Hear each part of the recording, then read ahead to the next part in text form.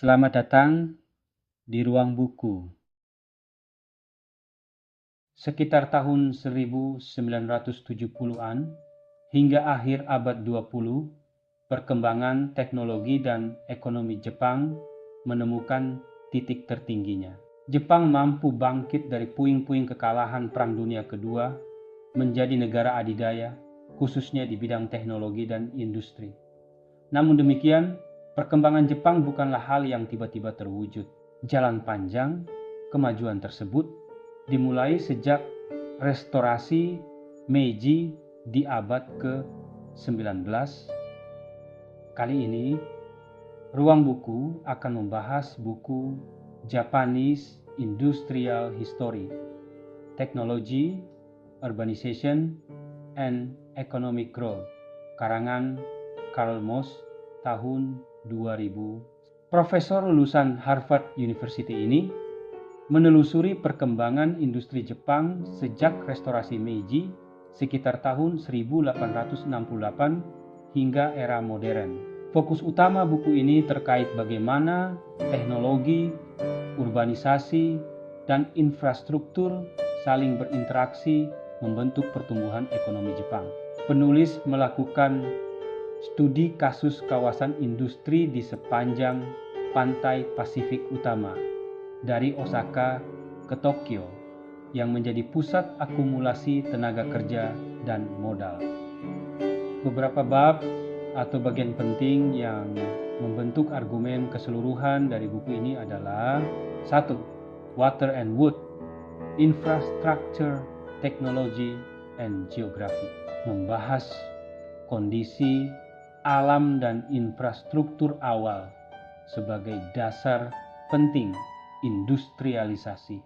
2. Under Bakufu Rule, masa sebelum Meiji memperlihatkan bagaimana struktur politik dan ekonomi lokal mempersiapkan transformasi.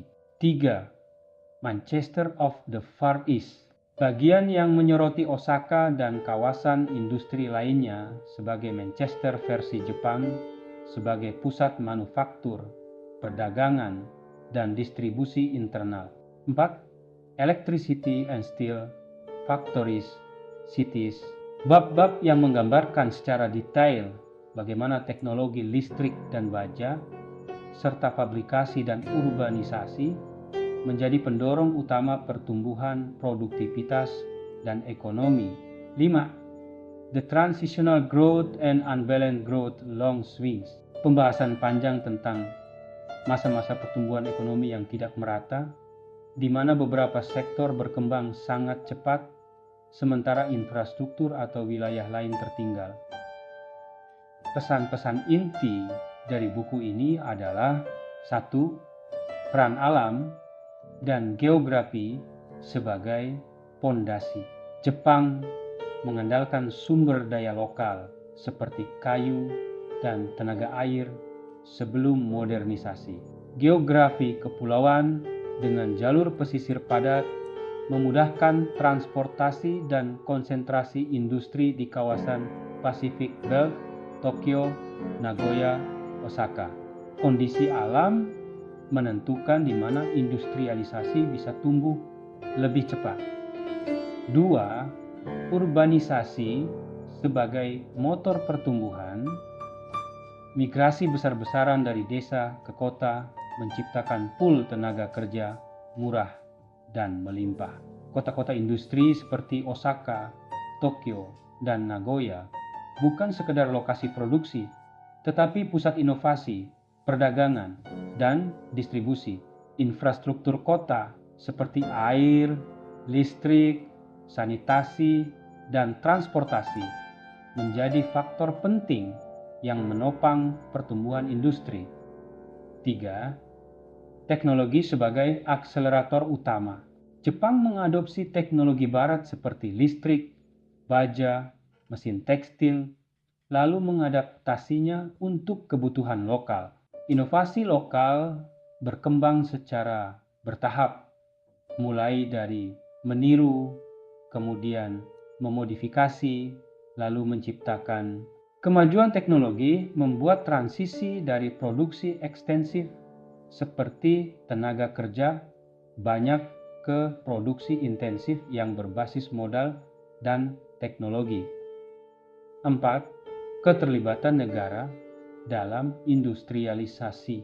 Pemerintah Meiji tahun 1868 pasca restorasi Meiji berperan aktif dalam membangun infrastruktur awal seperti rel kereta, pelabuhan, dan jaringan listrik. Negara menciptakan iklim kondusif untuk investasi dan transfer teknologi. Kolaborasi pemerintah, bisnis, dan kota membentuk ekosistem pertumbuhan jangka panjang.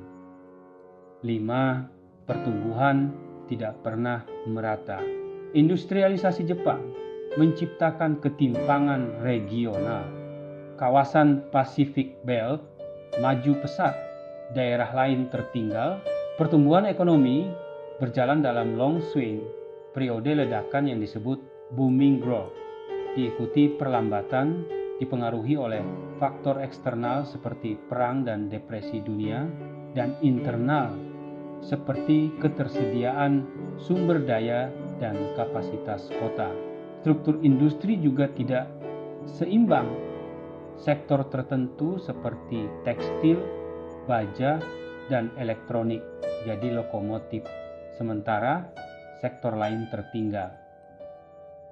6. Interaksi infrastruktur, teknologi, dan geografi.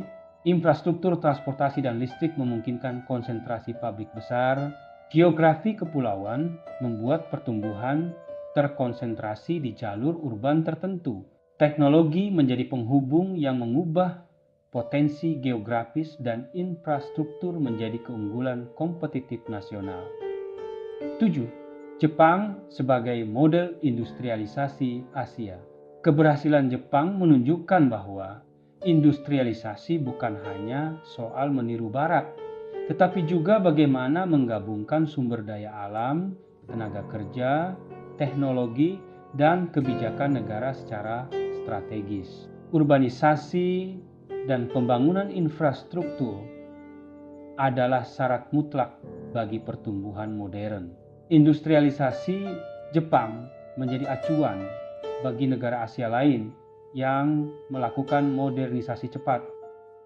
Kesimpulan interpretatif dari buku ini: 1. Pertumbuhan industri Jepang lebih dari sekadar pertumbuhan pabrik, yakni kombinasi faktor geografis, teknologi, urbanisasi, dan dukungan institusi membentuk keunggulan.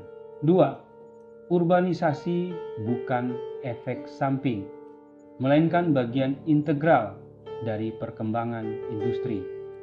Kota bukan hanya tempat produksi, tapi pusat inovasi, pasar tenaga kerja, dan konsentrasi modal.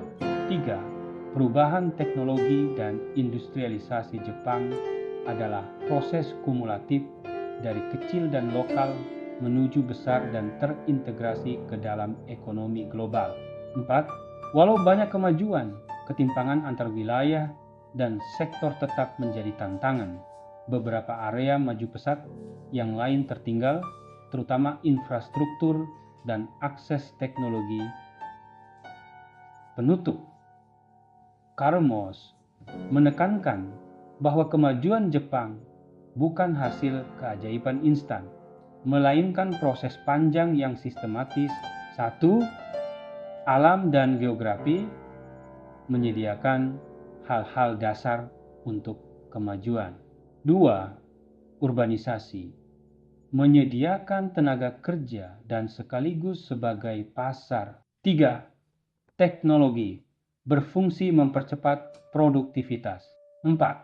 Negara dan institusi memastikan dukungan struktural. 5. Pertumbuhan tidak merata menciptakan tantangan baru. Demikian ulasan singkat untuk buku kali ini. Semoga bermanfaat. Terima kasih.